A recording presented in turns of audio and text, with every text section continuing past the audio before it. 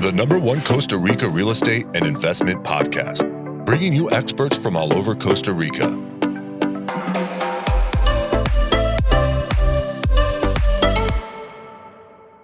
Good morning, guys, and welcome to episode 129 of Costa Rica Real Estate and Investments with me, your host, Richard Beckson. I hope everybody's having a great day. It's summertime here in Costa Rica. The sun is shining. Actually had somebody reach out to us this morning that said it's minus 30 below where they are in Canada. It's plus 30 here, so it's a hell of a swing. But I'm sure a lot of you listening to this that are in the Northern Hemisphere are wishing that you were down here in Costa Rica, and hopefully we can help you do that. But I just want to say a big thank you to, again, everyone that's been reaching out. It's been great chatting with some of you, kind of giving you guys some advice, pointing you in the right direction, kind of trying to avoid those landmines here in Costa Rica, or just giving you a real idea of what returns you could be looking when investing, or what an exit could look like as well. So anyone that wants to get in contact with us, we have quite a few projects going on at the moment. We're helping people kind of invest in Costa Rica, build homes, even build hotels. A lot of hotel inquiries coming through. So we've been helping quite a few people actually buy hotels and really understand what it's like from the operational and kind of financial model point of view of running those as well. Having done it myself and just sold the hotel last year. So I got an MBA in hotel management and lost quite a bit of money. So I made some money as well. But anyway, if you want to contact us, you can. info@investingcostarica.com. That's info@investingcostarica.com.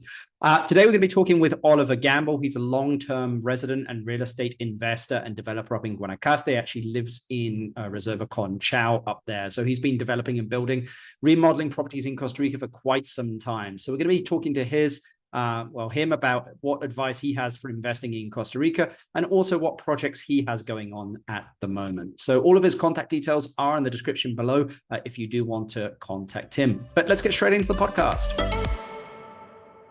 Good morning, Oliver. How are you doing? Very well, Richard. Nice to see you again. No, thank you very much for taking the time to join us on the podcast. I think this is going to be an interesting one. Just because of the experience, that you've had here and the amount of time that you've been here in Costa Rica and being up in Guanacaste, which of course, is one of the hot spots of Costa Rica. But the question I like to ask everyone just to begin with at the moment, Oliver, is, the world is, the world's got some economic issues, inflations, we've got some stuff happening in Eastern Europe. What are you seeing happening in your area of Costa Rica? Well, I find that, and I get that question all the time, whether it's friends and family or other people who I meet, and they say, and it's their caution, their nervousness about either investing in Costa Rica or putting any money here. And the only thing I see is a steady flow of new families. We've got 2 kids at the local school. They've got friends in the other school, and every single class for every single year in both schools are growing at 10% every term, not even year on year, but every term. My kids have got 4 new classmates this January. In last September, it was, I think, 4 or 5 each. They split the classes last August at the start of the new year in nearly all of the year groups. So I just see more and more people coming. And I think the world's pressures or the economic pressures, or whether it's the war or whatever the macro pressures are in the world, I still feel that people are keen to change their lives from the humdrum that they've been having since the last 20 years. And I think COVID for them was a huge stimulator to just say, I don't really care what the world market's doing or how well my shares are doing or whatever it is. I want to live a different life. And if you look at pretty much anywhere, I was thinking about this over the weekend. If you look at anywhere around the world, it's Asia. Asia's difficult. No one speaks the Asian languages. Go to Europe. Europe's tricky again, whether it's immigration's tricky or, again, language issues. The rest of Latin America, you wouldn't want to go to Argentina. You wouldn't want to go to Brazil. It's not safe. Most of South America is a little bit too far-fetched for most people. You look at Central America, despots and dictators, and unless you're into Bitcoin, El Salvador maybe, but you sort of land at very few places on the map that you can say that seems like a really good, safe, comfortable place to go and live. So I sort of think I don't think it's the last option. I think it's the first option, but I don't think the list is very long. And so I think a lot of people will just, regardless of their financial situation, choose to come and live here. And so, as I say, the macro stuff, absolutely, it's important. I mean, Costa Rican currency, the colon, is going through a crazy time right now with getting stronger against the dollar, which it historically just doesn't do. And that makes you sort of think, well, what's going on there? What's happening? But at the same time, I just see more and more people. The golf course is fuller and fuller, sadly. It's difficult to get a tee time these days. Yep. The beach clubs where I go to, you can't get a sunbed anymore. So it's terrible for us because it was our little private paradise. But it's great for business. As I said, it's a steady flow of more and more people coming in. Yeah, I mean, I agree. You know, I mean, it's just even people I interact with, the more and more families looking to live here. I mean, I think, you know, what people used to do was they'd wait till they were 65, you know, somewhat to become and go and live their life, you know, till they've retired.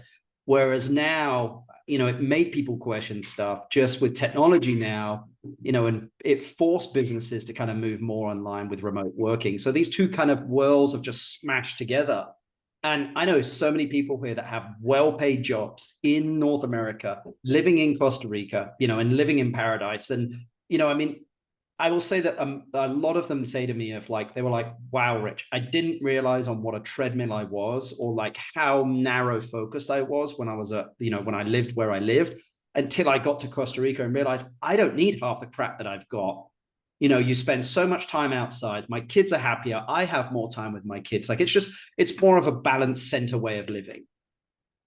Absolutely. And I speak to a lot of people as you do. And the people that work for huge multinationals who absolutely live here and work here, and they work a pretty standard work day. But on the weekend, they jump in their car, they go surfing, their kids love it.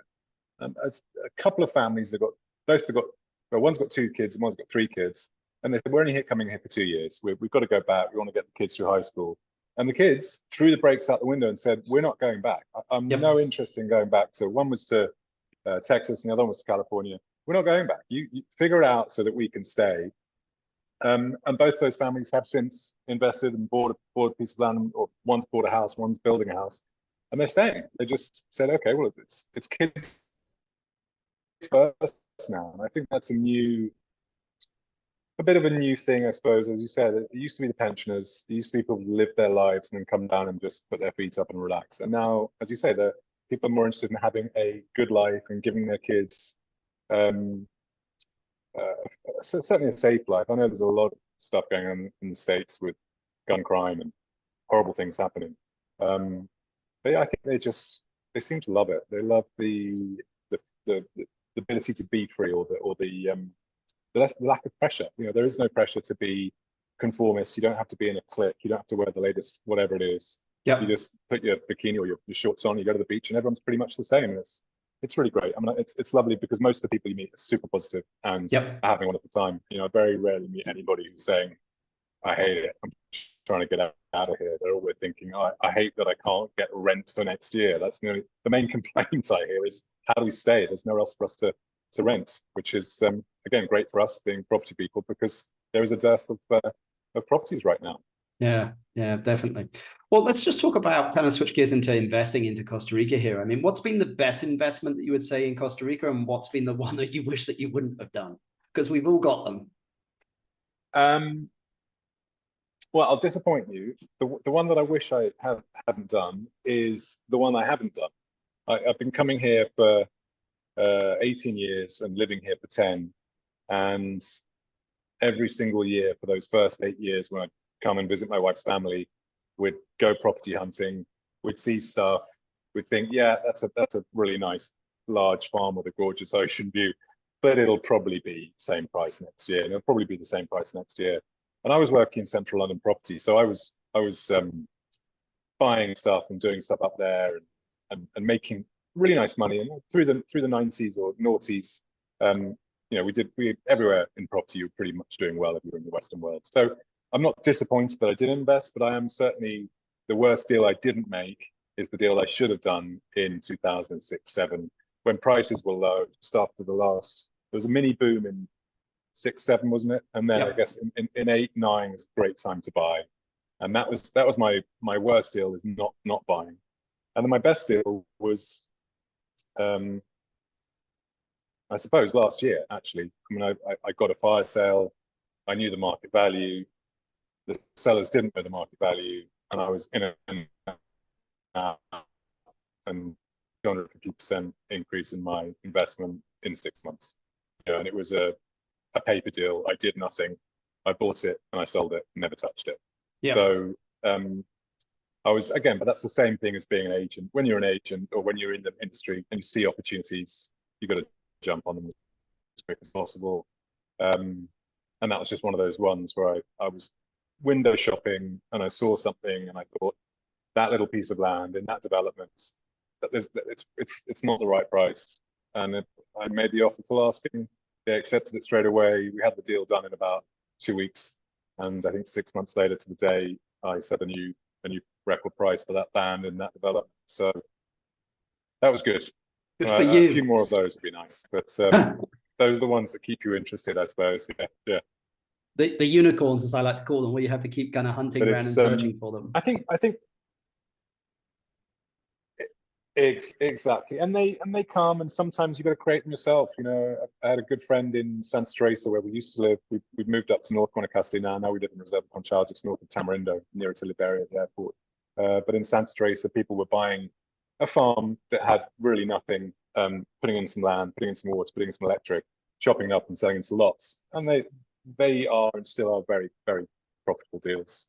But you've got to have the vision. It's either vision or a little bit of fortune to find these things. I certainly think vision is one of the main things in Costa Rica, because you're standing in a jungle somewhere, and most people think, I struggle to buy a flat or a house on a road, let alone a slice of jungle with no real access.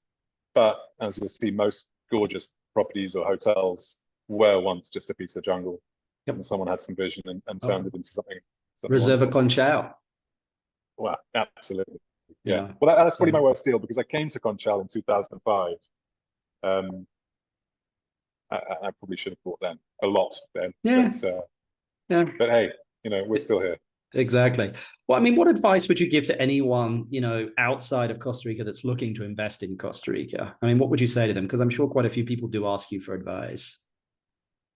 I think if it's purely investment purposes, talk to some professionals, talk to people who are in the industry, get a good basic knowledge of Costa Rica and your target area for investment. So if it's just purely investment purposes, I think you just need to know the right people. If you're buying to invest, to live and rent out and make a bit of a second income or something like that, you've got to come and visit. You've got to come and be here, get your boots on the ground, see what it is that you're investing in, because there is a lot of variation, just like the wonderful subclimates that we've got, the microclimates that we've got here. One day it'll be raining in my friend's house. He's a 10-minute drive away, and I'll have bright blue sunshine. He'll get rain 40 days a year, and I'll get rain 10 days a year. Those numbers aren't quite accurate, but it's incredible how much of a difference there is. And it's not just postcode related. Coming from London, anything in the postcode SW1, it's a winner. Anything in postcode is a winner. Whereas here, it's very much the right development or the right beach in certain areas is really important. You get that right, because you could be buying next to a cement factory. You could be buying next to something which is really not desirable at all. And I guess also coming to see what other people are doing. Like I said, going back to the jungle example, if you see someone else that, cut down a couple of trees, planted a few more, and has a beautiful ocean view, and you're standing next to them, you're seeing all you can see is the trees are blocking everything, you'll realize what's possible. And you can't do that from a not great internet presence for realtors in this country. And it's realty or real estate or estate agents. It's a bit of a dark art still in this country, I find. There aren't that many clean and clear listings. You're still trying to have to sort of try and figure out where everything is. Even as locals, we sort of, you understand where something is. Even looking at Airbnb and you're coming to rent somewhere, you have really no idea where you are unless you chat to the owners and say, hey, exactly where are you? Just by telling you that you're in Tamarindo doesn't mean you're in the main strip. You could be in Villarreal somewhere. Yeah, you could be in Villarreal exactly. And people still say Tamarindo and it's not. So exactly. well, I think you've answered this, but I mean, I know, because you've mentioned a good team there, but like, how important do you think it is to have a good team if you're investing in Costa Rica? Look, I mean, we're not the third world. We're a developing country, and I push us to say we're even better than that. But I probably know as many bad lawyers as I do good lawyers. Yep. And so that being true, you've got to have people that you trust helping you. It's imperative. It's not just a good lawyer. It's more, and if you're coming down for a holiday, come and meet the hoteliers, come and meet the people who are doing developments, come and meet people that run the local businesses and ask questions, because they will tell you. And that for me is sort of the team of experts. Really, that's it's the knowledge you get from other people, and that's where you can really delve into what's valuable. I think I've had so many conversations over the years with people, and just get a feel for. You've got your eye on a house in a development, and you go there, it looks great, it's Christmas, and everything's busy, and you think, oh, this is fabulous. Then you talk to the locals, and actually, no one comes here from January to November, and you realize it's going to be dead quiet and not a great place if you want to bring up your family with neighbors and other kids around or whatever it might be. Or you go there and it's really nice and quiet, it's beautiful, it's June, and it seems like paradise, and what you didn't realize was it's going to be so full that you can't get you put your towel down on the beach from Thanksgiving through to Easter. So there's that part. It's just getting really good local knowledge. And then in terms of architects, bankers, and lawyers, you do have to spend some due diligence. You do have to spend some time getting good advice as who to use. Yep. Another example, a good friend of mine has bought a piece of land 3 times now. He's built 3 houses on that piece of land, but he's bought it from one cousin, the other cousin, the third cousin, because they keep popping out of the woodwork and saying, you bought it from the wrong cousin, it's actually my land, I've got the title. That's terrible. And that all came through buying it through a real estate agent and with a local lawyer that was advised by the realtor. Those are flags to me. Never take advice from your realtor. Go and see the land with the realtor, and then independently go and find a good lawyer through people that you meet or through people that you're advised to talk to. And so, yeah, I mean, they've done really well on that property, and they've got a great business there, but they have had to pay for the land 3 times, which seems outrageous. Well, it is outrageous. I agree. I mean, I think separating concerns is definitely what you should be doing always. Like, have people, dotting I's and crossing T's and checking work of other people. I mean, we spend quite a bit of time doing that. I'm sure that you've been through that as well, of just like, look, trust but verify everything. Absolutely. I mean, we're really lucky. I'm married to a Costa Rican as a EU, and we've got lawyers in the family. So if you can't trust your wife's cousin, who can you trust? And so we're lucky in that. And then we've got architects in the family as well. So on the other side, there are architects there. So we're very lucky in that sense. We're plugged into the professional community here. But I do hear a lot of horror stories when it comes to title and shady things going on with lawyers. Yeah, definitely. Well, I mean, which beach towns in Costa Rica, excite you for investment, and why? I mean, which ones, you're just like, oh, I can just see that, it's going to explode, or like, this is a beach town I would look at investing in. We get that question quite a lot. I think with the generation, with the growth of everywhere near Liberia, so you go west from Liberia and you start at Cocoa, and those areas were very popular back in the 70s and 80s and 90s with Costa Ricans. It was poor developments, not poor in the sense of rich and poor, but just not particularly nice development. Lots of small condos, perfect for the pensioners, perfect for the cheaper kind of investment. That area has sort of not been ruined, but it's sort of already been developed. But if you start coming south of there, through Catalinas, Flamingo, Bresley to where I am in Conchal, Playa Grande, and then butting up to Tamarindo, for me, this area is exploding. I mean, there's 3 new schools here. there are so many new multinationals opening offices here. The big supermarket chain in San Jose decided to come and open a store down here. There's a lot of internal investment, Costa Rican investment. And so I like to see where the municipalities or the councils are putting their money, and also where the Costa Rican businesses are putting their money. And it seems to me that if you go north of Coco, you get into a place called Papagayo Peninsula, which is super high end. You'll see names in the newspaper, like Bruce Willis's or the Giselles of the world, spending tens of millions of dollars on super luxury houses. And that is a very high end investment zone, if you ask me. But anything really from, like I said, Catalinas, which is just north of Flamingo in a place called Trero, they're down to probably Playa Grande. I would say it stops at Tamarindo.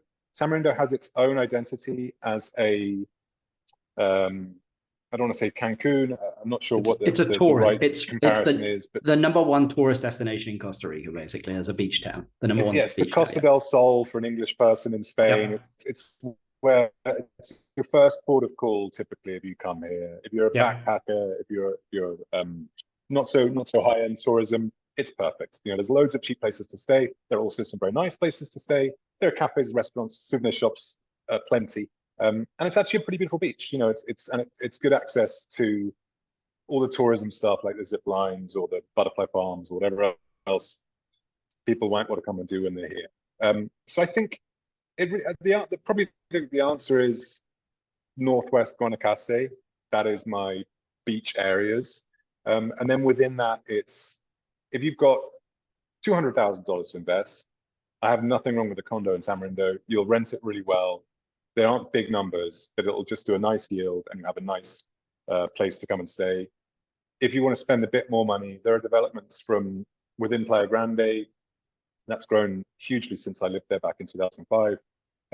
There are ocean view properties back from Playa Grande, which are also growing quite organically, you know, not fast, but you can see that the growth is good growth. And places like where I am, Reserva Conchal, which is its own little island of tourism, I guess, you know, sort of 7 or 8 different developments, or maybe even 10 different developments within the Reserva. So there's lots of different price points. And further north, you know, the Flamingo and Catalina's Coves, you know, they're all growing really nicely. And it seems like they've got good commercial support as well. There are shops, there are hotels, there are you know, hospitals and clinics and schools and all the sort of things that one needs. Well, I mean, you maybe touched on it a little bit a while ago about long-term, you know, rentals. But I mean, where do you think the gap in the investment market is at the moment in Northern Guanacaste? It's the budget of the family with 2 kids that have moved here to suck it and see for a year. Whatever their budget is. And realistically, their budget is probably what they're getting for their house that they're renting out back in North America or in Europe. It probably starts at around $2,000 a month, maybe, and goes up and up and up to the sky's your limit on rental. If you looked now to try and find a house or somewhere to live for around $3,500, $4,000 a month, a house with a view, maybe with a pool, you're going to be looking for a long time. There is a real shortage of that. So I think it's probably in the $500,000 to $1 million worth of investment to buy a land and build that house. Or perhaps you can buy that house for, again, $500,000 to $1 million again, you know, depending on the spec, and that rents out for, you know, 5% yield, maybe 6% yield, depending on your costs, with absolutely no problem.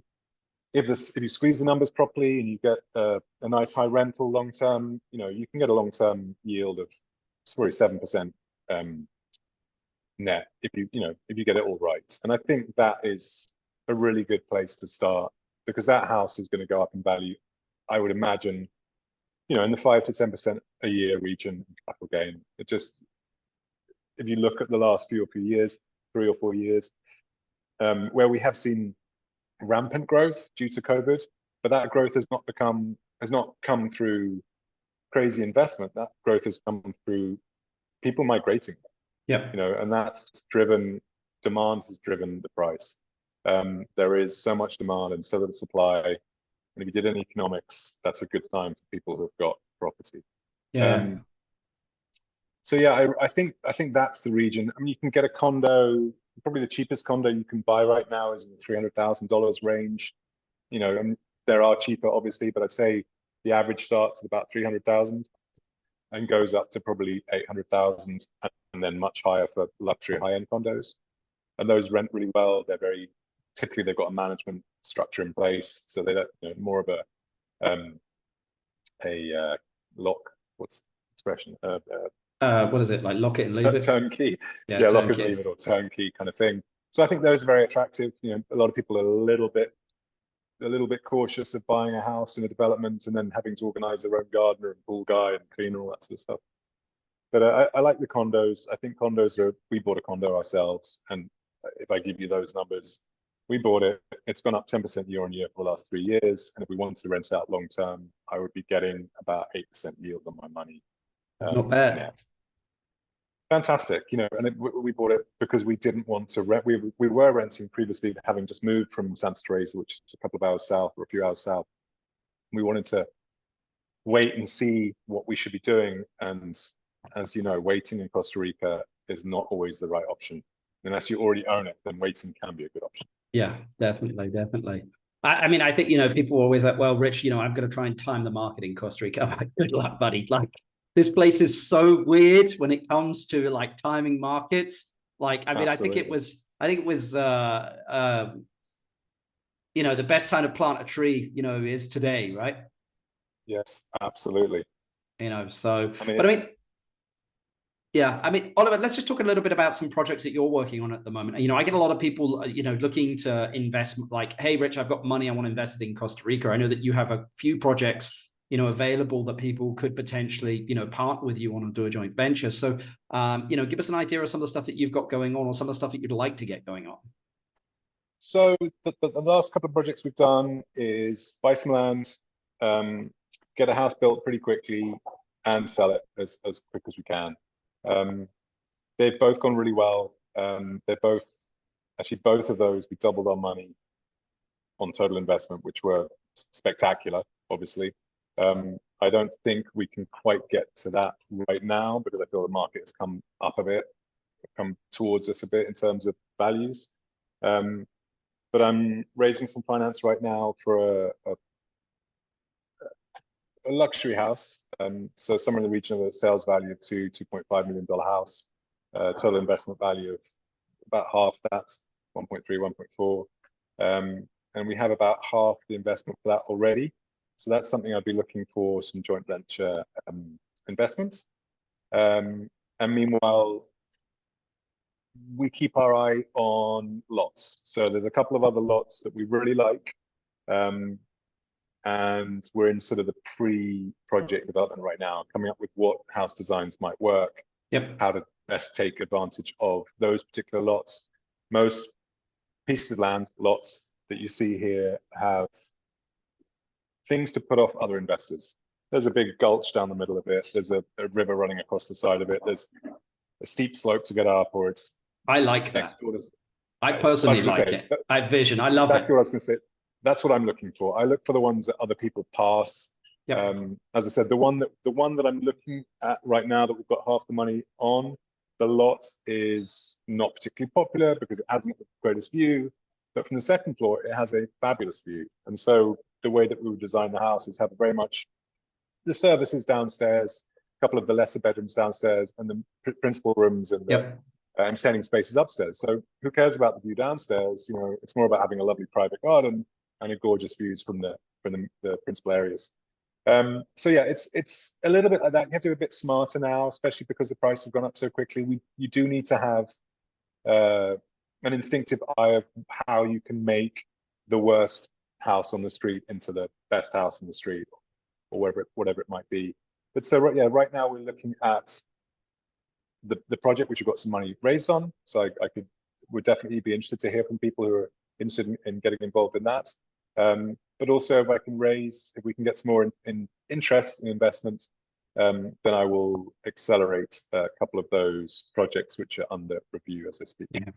Well, I mean, again, I mean, you're in Reserva Conchal, you live there, so your viewpoint is very unique and very valid. And again, I've mentioned on the podcast before is, gated communities are great investments as well, because people just, when they come to Costa Rica for the first time or they're looking to live here, they like see them as being safe, and they are safer, if that makes sense. Yeah. I mean, in general, Costa Rica is a very safe country. It's very opportunistic crime that we see here.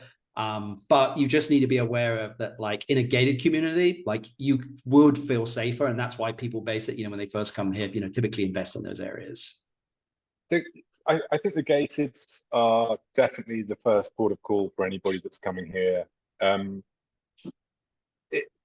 reality, they're going to come, they're probably going to see a condo that they think, I can live there while we try this lifestyle, while we have a look around.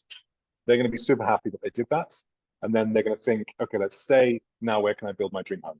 And that being said, to try and find a condo inside Reserva Conchal right now is very, very difficult.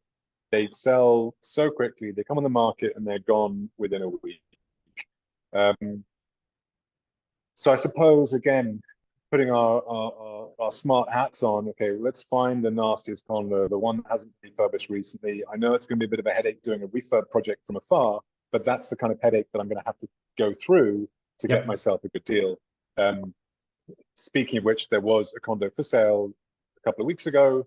It was very tired, needed probably $50,000 spending on it. You could have spent a lot more. You could have spent a little bit less to get it to a really good level. Would have rented fantastic. I think the guy that bought it is actually going to do the work. He's a local guy that already owns a couple of units. He's going to do the work and keep it as a long-term rental. But anything like that, for me, is an ideal investment. And I love a refurb. Coming from London, where I probably did 150 refurbs over a 10-year period, we've still got a business that still does refurbs for people back in London, which I still run. And I love getting it. I always say to my wife, it's like having a girlfriend when you're a little bit younger. Try not to be sexist, but I like a short relationship. If you're buying land with someone and building a house, it becomes a little bit more of a long relationship, which isn't always the best. If it's pure investment, it's always fun. But yeah, getting in and out quickly, sort of a 2-month, 3-month turnaround time, it's great fun. And you get to see a rough diamond polished up, and that's a really that's a fun thing to do.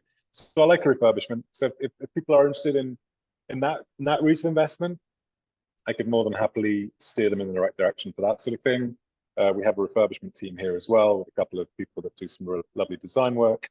I always push the luxury homes because I do really enjoy turning a piece of barren land into a beautiful new home. I have an ego, and I really enjoy that. But I'm the same. I'm the same. I'm a sucker for it. Occasionally. I am as well. I'll do the difficult, heavy lifting work. Yeah, definitely. Well, my last question for you, Oliver, that I love to ask everyone is, if you had $500,000 and had to invest it in Costa Rica in a business or real estate, what would you do with it? Beyond invest in, one of your projects. I mean, if you had to invest that $500,000, what would you do with it? It's a great question. I suppose it really depends on your requirements, what you're looking to get back and how quickly. If you're a young kid and you've just inherited some money and you've got a good job and you don't really need the money anytime soon, go and find a beautiful piece of land with a beautiful view and buy that. And in 10 years' time, it's going to be worth, add a zero on the end of it, or you might have to do some chopping up and make it into different lots. But that is a long-term strategy. Mid-term strategy, probably buy a condo. Buy a condo in one of the new developments. There's lots of new developments that Costa Ricans also like investing in, popping up around Tamarindo or around Flamingo. I mean, I'd even go as far as to say near Los Sueños, near Jaco, which is much closer to San Jose. Those kind of condo projects is very popular with Costa Ricans. They will come and use them every weekend. And if you get in pre-sale value, they can be very, very interesting investments. I don't think they are ever going to go up so much in value, but they're always going to be a great yield. And then short term, $500,000. Beyond, give it to you or me. Yeah, I mean, I don't want to sound churlish and say it's not a lot of money, because 4 years ago it was a lot of money. But I would probably buy a lot in a gated community. Find a good gated community, find a lot that's priced near or around that value, and I would consider getting 10-15% capital growth year on year. While we see this continuing flow of people who are coming to live here, which I don't see stopping. As I said right at the beginning, there are very few options. The Caribbean stay isn't particularly safe anymore, and if it is safe, it's already overstocked, overdeveloped, and way more expensive. The rest of Central America isn't in any way as attractive unless you're willing to go Wild West, Nicaragua, or maybe Panama a little bit. But I think this coastline of Costa Rica is as safe and as attractive, and it's growing in the right way. We're getting some great services. The roads are really good, and I no longer struggle to get good food and foreign things. That's very true. Hey, we got an Indian restaurant just outside Conchao now, right? Not that easy. You got We've Indian got a food. really nice Indian restaurant. He does pretty good business. Got Indian food, and I can buy, and I love my food, and I can get pretty much every ingredient, apart from delicious game, which is not so popular in a hunting-free country. But apart from that, the local seafood or local fish, and all the local fruits and vegetables and all that sort of stuff are fantastic. So we live a very beautiful, very healthy lifestyle, and we're very fortunate. I every time I meet people and they've been here for a while, they just can't stop saying how fortunate and how happy they are that they made the move. I agree. Well, Oliver, it's been an absolute pleasure having you on the podcast. For anyone that wants to reach out to Oliver, all of his contact details will be in the description, and we'll get you back on in a few months, Oliver. Lovely chatting to you, Richard, and love the t-shirt. Thanks, buddy. Take care. Bye. I hope you enjoyed that podcast there with Oliver, guys. As you can see, he's a wealth of information, has done quite a few, I would say, kind of syndication style deals up there in Reserva Conchao, and think he may actually be looking for investors at the moment, sophisticated investors. So you can actually kind of reach out to him. All of his contact details are in the description. Remember, you can also contact us for any help that you need investing in Costa Rica, even if it's just buying a condo or home, all the way through to building a residential development or a hotel. We have quite a few things going on at the moment. You can email us info@investingcostarica.com. That's info@investingcostarica.com. If you've enjoyed the podcast, guys, please give us 5 stars. Continue to pass the pod and share it with people. It's always great when I hear that somebody had shared the podcast with someone. I know there's quite a few episodes now, so we'll keep cranking them out there, guys. If there are any topics you'd like us to cover as well, feel free to email us. Again, info@investingcostarica.com. But till the next podcast, we'll speak to you soon. Bye. The #1 Costa Rica real estate and investment podcast, bringing you experts from all over Costa Rica.